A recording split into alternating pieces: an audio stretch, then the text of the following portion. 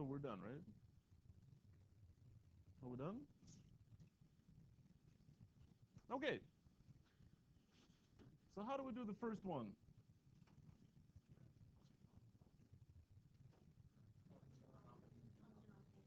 Which would be what? And then what?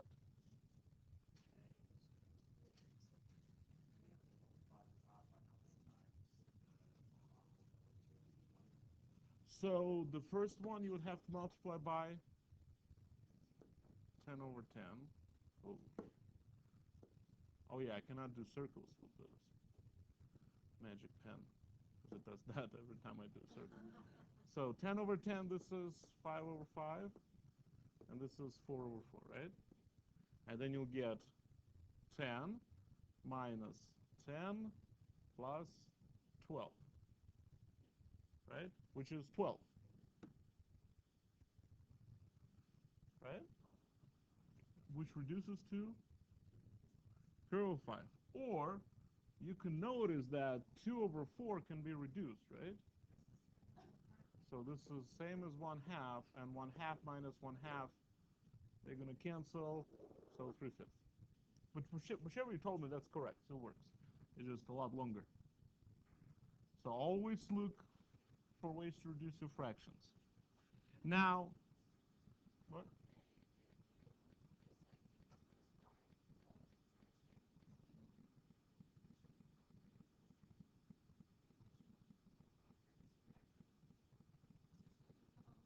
Yeah, that's fine. Right, you can do first two and then the... But you should be comfortable just doing all three. Because, I mean, it's the same thing. It saves you a little bit of time. Because, like, on this one, we really have to dig in. Because nothing we can reduce. What is the LCD? 12. So we have to multiply the second one by 3 over 3, right? And that one by 2 over 2. Yeah. That's all right. So 12, you get to sue the college if it does, if you make it. So 1 plus 9, so that's how we can do that. And then minus, what? 5 times 2, 10. So what is in the numerator now? 0. So we get down to 0 over 12, which is 0. 12 goes into 0 0 times. Good? Okay. The last one, you're asked to reduce that messy thing. What? Yeah, that's right. You have 4 3's in the numerator, and you have 3 3's in the denominator, right? So you can do that. All of that cancels with 3 of those. You still have 1 left. And same thing here. 2 of those cancel with 2 of those. You still have 1 left. What's left then? What's in the numerator? 3 times. Right? 2 times 5. The logic there, because you really have this 3 times 3 times 3 times 3 times 5 times 5. That's your numerator. Your denominator is 2 times 3 times 3 times 3 times 5 times 5 times 5. So you're just going to cross 3 with a 3, 3 with a 3, 3 with a 3, 5 with a 5, 5 with a 5. And you're left with a 3, 2, and a 5. But of course, that's too much work, so you just subtract exponents. Okay. And that's it. Okay, good. So that's what we're going to start talking about today. So we understand how to add, subtract, provided, we have to find the common denominator. But what if I have this example? So adding, subtracting fractions.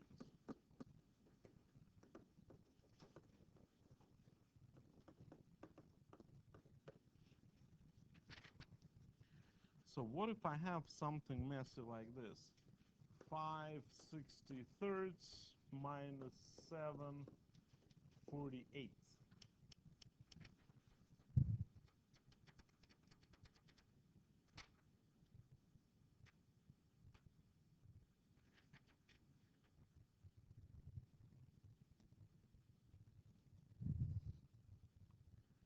So in order for us to do that, we need to find the least common denominator, right?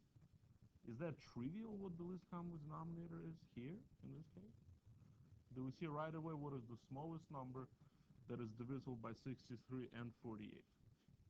Say no.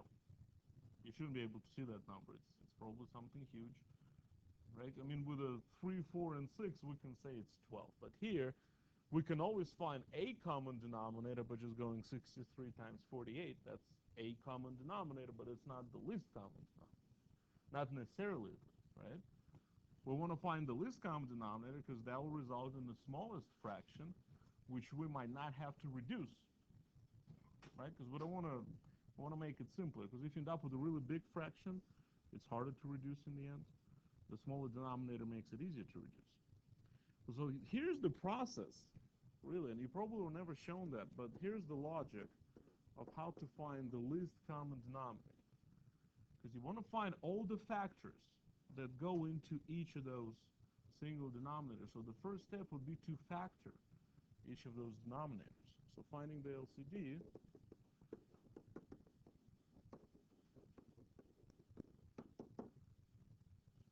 so step one is to factor. So when you look at numerical denominators like that, the only way you can factor that is to do the prime factorization.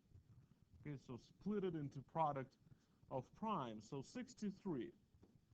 Can we break 63 as a product of primes? So how do we do that?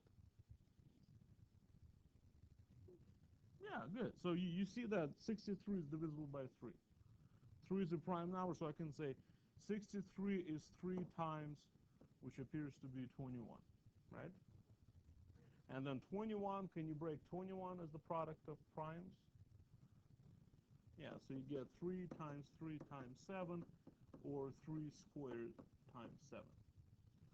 So this is 63 as a product of primes, 3 squared times 7, right? I'm going to do the same thing with 48. So start splitting 48. 48 is what times what? All right, so 3/16. You want to start there. How about 16? So 16 is really 2 times 2 times 2 times 2, right? 16 is 2 to the power 4. So I can just do that. It's 2 to the power 4 times 3. So this is 48 in terms of just prime numbers. Okay? So the first step was to factor. And the second step, we will take each distinct factor raised to the highest power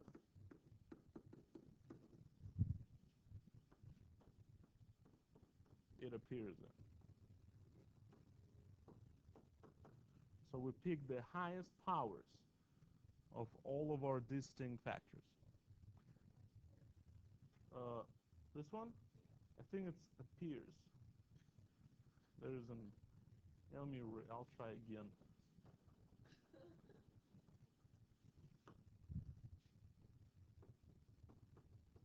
Is there 2 P's in appears? In. Actually, in is the last word. Now, what I mean by that, distinct factors here are 2, 3, and 7. These are the different factors. And I'm just going to take all different factors to the highest power that I see. So I'm looking at a 2. What is the highest power of 2 that I see? 2 to the 4th. So 2 to the power 4 goes into LCD. I see a factor of 3. What is the highest power of 3 that I see? 2. So 3 squared goes into LCD. and I see a factor of 7, the highest power of 7 is 1. So only a single 7 goes into LCD. So this is the least common denominator. Whatever that number is, I don't care at this point. But this will be the smallest number that is divisible by 63 and 48. Okay, so then you just go and you multiply by whatever each fraction is missing. But these two steps, really, this is how you do the LCD. And we'll take that to algebraic fractions and things like that. Because look, if I go back to this example, 12, 4, and a 6, right? It's clear to us that the LCD is 12. We don't have to do anything else. We can just almost guess here, right? But if I follow the same steps as I outlined in the previous example, how do you break down 12 into product of primes? It's 4 times 3, right? So it's 2 squared times 3. Is that right? 6 is just 2 times 3. And 4, I missed 4. 4 is 2 squared. Right? This is those 3 denominators broken into primes. So I see 2. What is the highest power of 2 that I see? So I need 2 squared. And I see 3. What is the highest power of 3? Just 1, right? Just a single 3. So I need 2 squared and a 3. Put them together, you get 12. Right? 2 squared is 4 times 3 is 12. So it still works. I mean, it's an overkill in this example. But on this one, there's no other way. There's no way you can kind of guess that LCD. But this is the process that we will use with algebraic fractions. When our denominators have x's and exponents, we will first factor each denominator. That's why factoring is important. That's why we kind of reviewed factoring last week. And then we'll take each of those different factors to the highest power that we see. That will give us the least common denominator. So the process will be identical. Okay? Well, then you will say, okay, so 63, this is 63, right? That's what 63. This is the LCD. So what are we missing? 2 to the 4th, right? So you'll really multiply this by, 2 to the 4th, which is 16 over 16, whatever that is. And when you look at 48 and you compare it with that, what's missing? 7 and 1 of the 3's, right? So you're missing 21. So we would multiply this by 21 over 21, and whatever that equals to, I don't care. That's not what I want us to do here. I just want us to understand how to find the LCD when it's an unholy mess in the denominator. Did we bring the 5?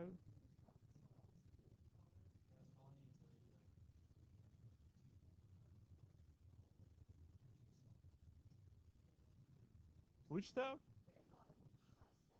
Yeah. Well, because 7 is one of the factors. Well, you see, this 7, come on, go down. This 7 is not that 7. That 7 is not from the numerator. This 7 is part of the denominator. 63 is 3 squared times 7. I did. Well, because it's already here. Yeah, but look at this. 2 to the power 4 times 3 squared times 7. Can I divide it by first denominator, 3 squared times 7? Will I get a pretty number? What do I get? This 2 cancel, this 2 cancel, I'm just left with that, right? So first denominator divides the least common denominator, right? Now, will the second denominator divide the least common denominator? What was the second one? 2 to the 4th times 3. Will they divide? So that's why I'm only picking the highest exponent. That's why we have this statement here. Pick the highest powers, because the highest power will always be divisible by the smaller power. I don't need to take everything in. If I take everything in, then I'm just multiplying both denominators without doing the least denominator. So if you take this as a rule, take the highest powers that you see in your factorization. So if you see power 2 and a power 1, pick power 2. Just pick the highest one every time. Well, because I see 7 to the power 1, so I need 7 in my least common denominator in order to divide this by that, right? Because 7 is part of the denominator, one of the denominators, right? I think because I remember you said something about why didn't I bring 5 down? Didn't you say that at some point? I think you did. So that's why I was telling you that that 7 did not come from the numerator. It came from the denominator. That's why we don't care about that 5. The numerators don't matter. All I'm doing, factor the denominators. So that's that, right? And just take the highest exponent. Okay, let's do this. If my one denominator was 3 cubed times 5 squared times 11, and the other one was 2 squared times 3 to the 4th times 5 times 7. You know, mess like that. What would be the LCD? Okay, 3 to the 4th to what? Second.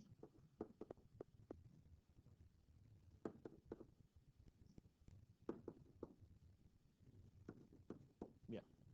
So I need everything that I see only taking the highest powers. If I see 2, I need a 2. What is the highest power of 2? Happen to be square, so I'm taking that. I see 3 cubed, I see 3 to the power 4. I'm only going to take the highest power, 3 to the power 4. I see 5 squared, I see 5, I'm just going to take 5 squared, the highest power. And I see 7, I'll take 7, I see 11, I'll take 11. It's the highest power of which you see. So this will guarantee that both numbers divide your least common denominator. That's what you want. And this will also guarantee that that'll be the smallest number that's divisible by both. So that's why we don't need to take everything. If we take everything, then we just ended up multiplying both denominators. But again, 2 steps. Factor, and then take the highest powers. And that will give you the LCD. Is that okay? So let's start looking at algebraic fractions. So algebraic fractions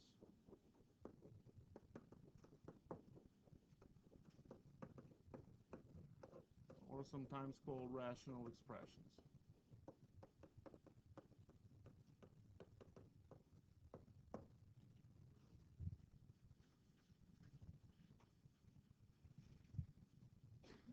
Now, there is a difference between 2 terms. Algebraic fractions is just anything goes as long as you have a division and letters, you got yourself an algebraic fraction.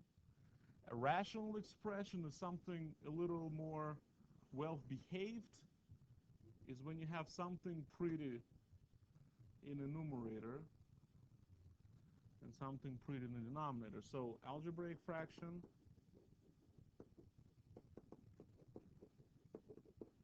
really anything goes.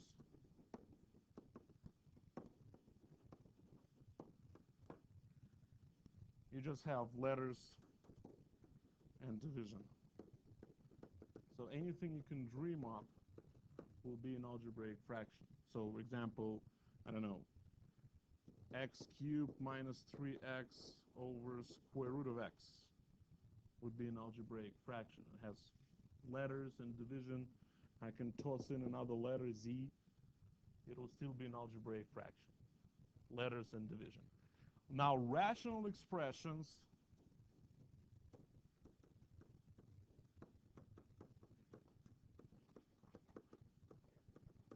yeah, it's a square root of x plus z. You know, just making stuff up as I go. So just a bunch of symbols, but the main thing that you got is division. Okay? You can divide z by 3 at the same time. It will still be, you know, just a big mess. Okay? Now, rational expressions are a little nicer. Um, when you have things like you only have one variable and you have pretty exponents, so things like this, x squared minus 3x plus 1 over x minus 2, so something that's well behaved over something that's well behaved. We call expressions like this numerator by itself, we call these types of expressions polynomials. So when you have a ratio of two polynomials, so something pretty over something pretty, no square roots, no extra divisions, one variable, pretty powers, that's a rational expression. So just a slight difference. A rational expression generally well behaved. Don't worry about it. So you got yourself fractions with letters. That's really the big message. Okay? So I'm actually going to take you slightly in a different direction. When you study fractions, you usually first learn how to multiply, divide, and then how to add, subtract, because add, subtract is harder than multiplying and dividing, right? Because that's, when you add, subtract, you have to mess with the denominators and all that. With multiplication, division, you just reduce things and you multiply. I'm actually going to do addition, subtraction right away. So we're going to do that first, and then we'll see how that goes. Okay? So there are two types of addition. One when you have same denominators and one when you don't, right? So when the L fractions have the same denominators, then life is good, right? Why am I saying that? Why is life good when all denominators are the same?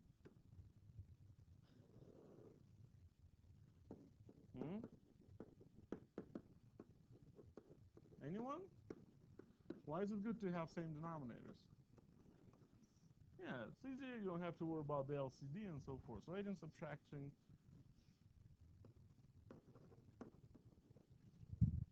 So the first case, same denominators.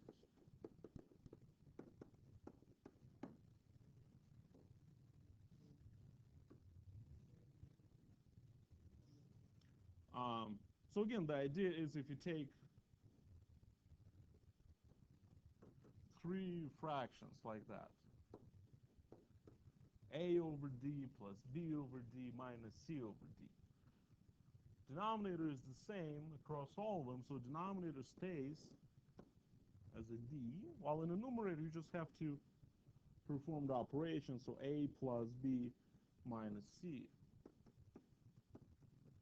So this is the idea when you add fractions that have the same denominator, so the life is good, almost. So let me do this example. So I have 2a squared plus 5 over a squared minus ab plus 2ab plus b over a squared minus ab and minus b plus 5 over a squared minus ab.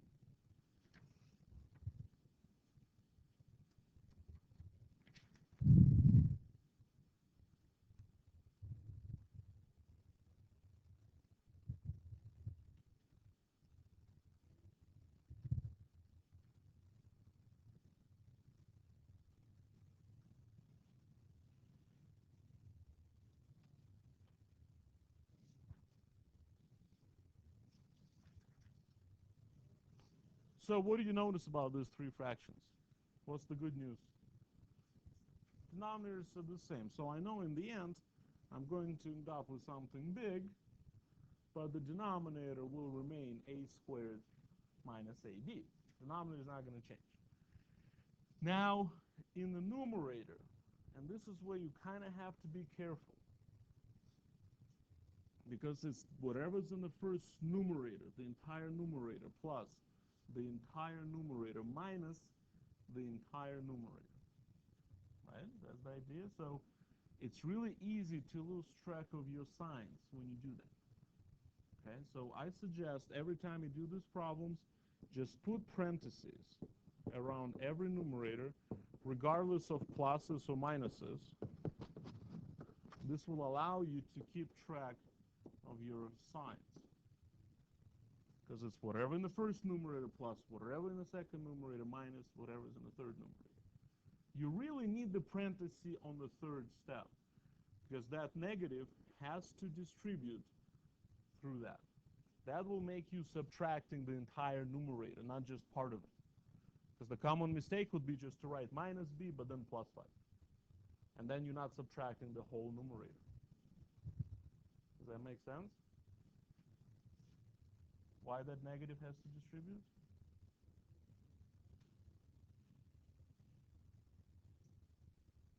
Don't write this down.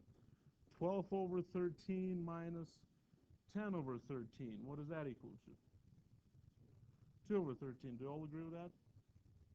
Okay, what if I write 12 over 13 minus 5 plus 5 over 13? Same problem, should still be 2 over 13, but if you only change the first sign and keep the other one the same, you don't get the same answer. So this negative has to make both of those things negative.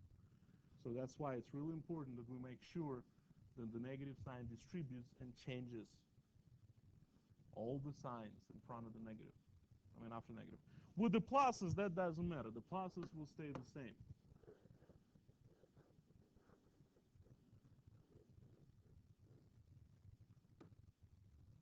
So we get, so first parenthesis doesn't have anything in front of it, so I can just drop it. 2a squared plus 5 plus, same thing with the second parenthesis, 2ab plus b. There's nothing in front of it, just the plus. But on the third parenthesis, the negative sign goes in and changes both signs. All right. So really that's what the big thing here was, to make sure that negative distributes. So you're really subtracting that entire fraction. Okay. So that's the first step. We put it all together into one. Then forget about denominator for a second. Can you do something in the numerator? Can you combine like terms? Is something good going to happen? Cancel what? B's. So cancel B's, cancel 5's. It's 5 minus 5, b minus b. So we are down to 2a squared plus 2ab over a squared minus ab. Is that okay? Question. Is that okay? Now, just like with any problem that involves fractions, you always want to try to reduce your final answer. Okay, you always need to look for the ways to reduce your final answer. So let me ask you this question. I'm going to give you a few numerical examples. All right? You know, things like, what would be a good one? I don't know. 8 over 12. Can you simplify that? What is that going to equal to? What? 2/3, right? The common factor is 4. So it's 2/3. Now, how do we really get from 8/12 to 2/3? What do you do? Yeah, you divide top by 4 and the bottom by 4. You look for the common multiples, right? Which in this case is 4. Can you reduce 7 over 12? Why not? Well, they don't have common multiples, right? They don't have common divisors. But what if I rewrite, for whatever reason, and I hope you're not writing this down because we're just talking. What if I express 7/12 as 3 plus 4 over 8 plus 4? Can I cancel 4's? No, because we just agreed that we cannot reduce that because it doesn't have common multiples. So even though looks like there's something in common, if it's separated by a plus, 7/12 does not equal 3/8, right? So it has to be through the products, because 8 is 4 times 2 and 12 is 4 times 3, then you can cross out the commons. So it has to be through the product, but not through the addition. So having said all that, going back to our answer, can I just cross out a squares? No, because they're separated by pluses. They're not multiples of a squares. Can I cross out ab's? No, because of those big pluses and minuses, right? because AB is not a factor of that numerator. So in order for us to reduce, we have to do some factor. We have to pull out the common factors and then see whether we can reduce them. So when reducing fractions, algebraic fractions,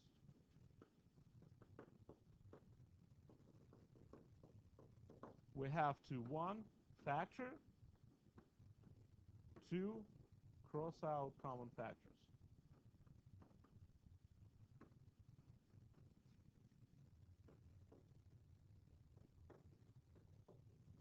From numerators and denominators.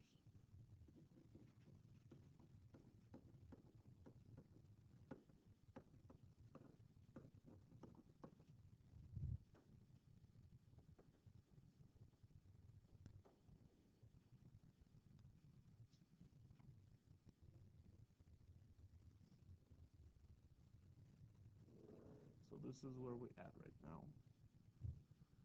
So if you are going to start factoring both numerator and denominator, what can you factor out of the numerator? 2 and a. So I can pull out 2a out of the numerator. That leaves me with what? A plus b. Very good. Now, what about the denominator? What can you pull out of the denominator? A, and if you pull out an a, what is left? A minus b. Okay, so this is that answer in the factored form. Now look at that. Do numerator and denominator have a common factor? Do they have something in common?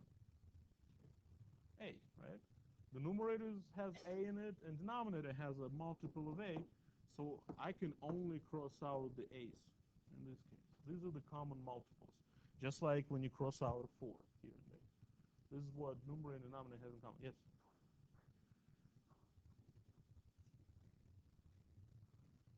Well, I'm just looking at trying to find the greatest common factor between this expression and that expression. So they both have a 2, and they both share at least one a. Yeah.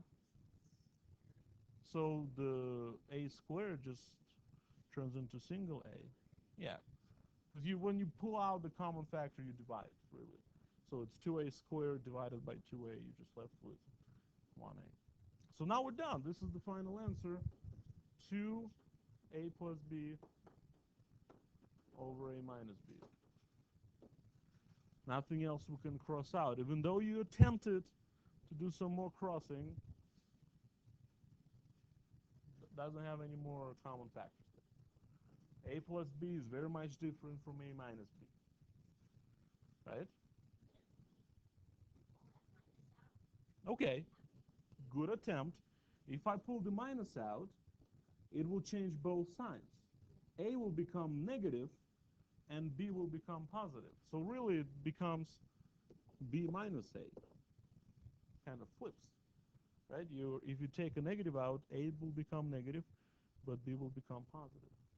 So it's still not the same. But it's very good thinking, because there will be moments where we have a minus b and b minus a, so you can do that. If you want to change both signs, you can start pulling out negatives. If you only want to change one sign, that's impossible. You cannot change negative b to a positive b without changing positive a to a negative. Does that make sense?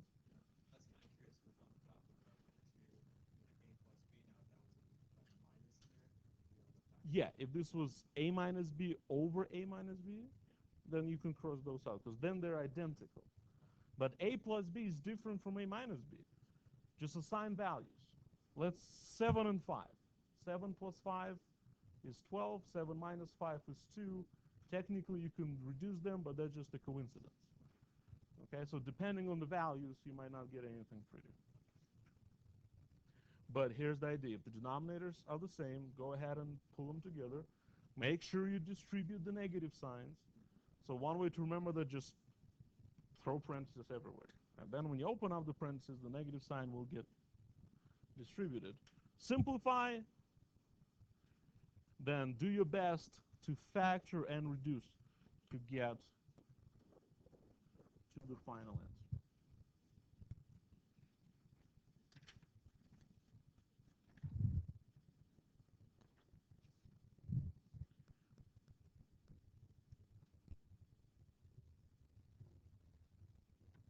that okay?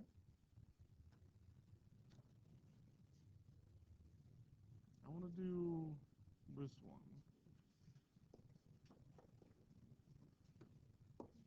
So 25a squared over 25a squared minus 1, something like that, minus 10a over 5a plus 1, 5a minus 1, and then minus 1 over 1 minus 25a squared.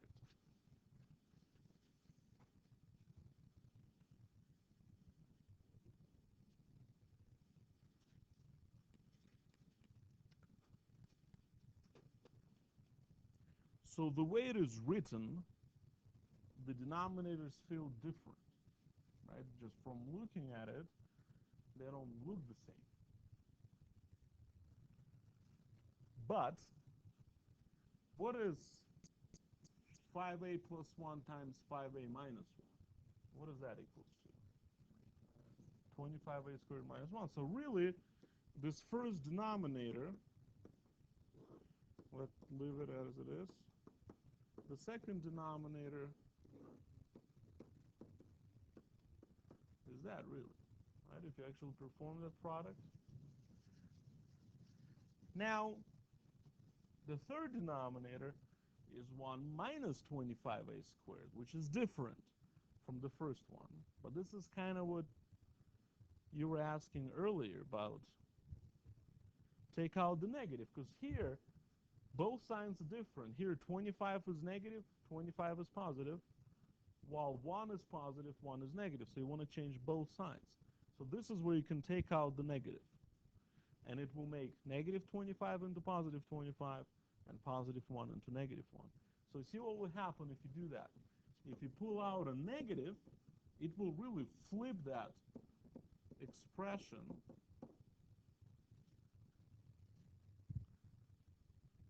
And then you will be stuck with two negatives here, negative and a negative. What will they do? Turn to positive. So really my problem is 25a squared over 25a squared minus 1 minus 10a over 25a squared minus 1 plus 1 over 25a squared minus 1. So we will eventually, I think maybe on Thursday, we'll write it as a rule. If you flip either denominator or numerator around the minus sign, it will change the sign of the fraction. So this fraction started with a minus in front of it, but we did that flip, and it turned minus into a plus, right? Because you're getting an extra negative, and it'll give you a plus. If we started with a plus, we'll do a flip, it will make it negative. But now, all denominators are the same, so we had to do a little bit of shuffling to make denominators. Then we still didn't bother with finding the LCDs and all that, but denominators are the same, so we can go ahead and put it all together. So it's 25a squared minus 10a plus 1 all over 25a squared minus 1. And denominator stayed the same, just pulled it together.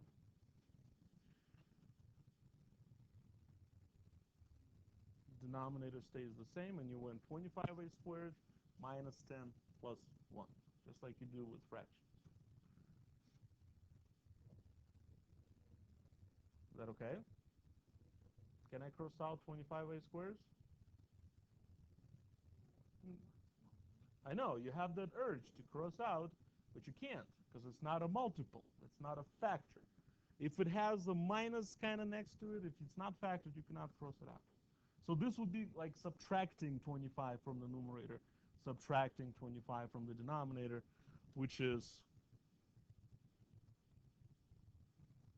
kind of that. Can you just subtract 4 and a 4? That's illegal. So in order for us to reduce, we first have to factor. Again, in order to reduce,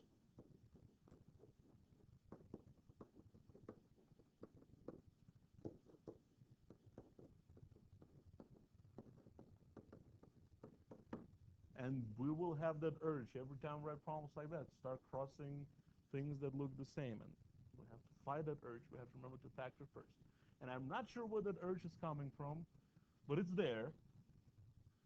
Actually, I had a student who brought his high school notebook where he actually showed me when he was taking notes during the class, and that's what the teacher taught him, just cross out 25a squared in this case. So that's another part where that might be coming from, but that was very alarming when he showed me. That's completely wrong. That's just you subtracting numbers from numerator and denominator, which is, right? That means you can reduce every fraction to whatever you like. If you started subtracting, 7/5 can be turned into 1/2 every time. Just start subtracting numbers. But anyways, factor. Now look at that pretty beautiful numerator. 25a squared in the first place, which is a perfect square. 1 in the last place, which is a perfect square. And then we'll start crossing our fingers and think that our little formula might just work. What is being squared in the first place? 5a, and in the last place? 1. And if you multiply 5a and 1 and you double that, do you get 10a? Yes. So the numerator is 5a minus 1 squared. As the numerator, it fit our formula, our square of a difference formula. While denominator is 25a squared minus 1. We actually know how to factor that. I mean, we already saw that, and that's the difference of squares formula. 5a minus 1, 5a plus 1. Well, now, do both numerator and denominator have common factors? What is that common factor? 5a minus 1. So you can take one of those 5a minus 1s from the denominator, and you'll take one from the numerator. You had 2 to start with. You took away 1, so you're left with 1. So the final answer is 5a minus 1 over 5a plus 1. Can you cross out 5s? Good. No. This is it. Nothing else you can do.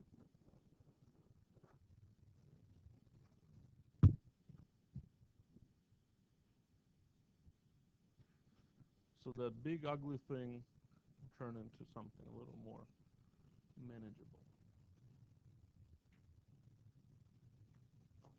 Because again, if this was an equation, if I said left-hand side is this and the right-hand side is 1, solve for a, you much better solving this for a than you were solving the original thing for a. It was a magic pen, so it disappears.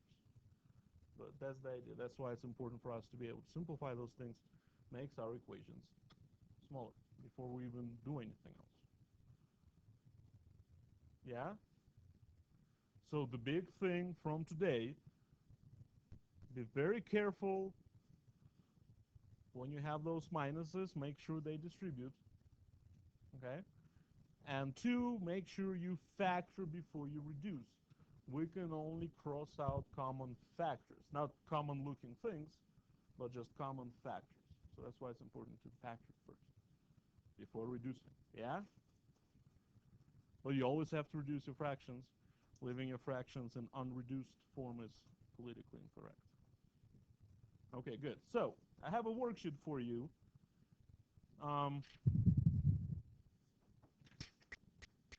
You can skip question 2, both parts, A and B. You can attempt to do that, but that's all right. We'll talk about that next time. But you should be able to do everything in the question 1, and question 3 and 4 should give you a little joy. Yeah, good.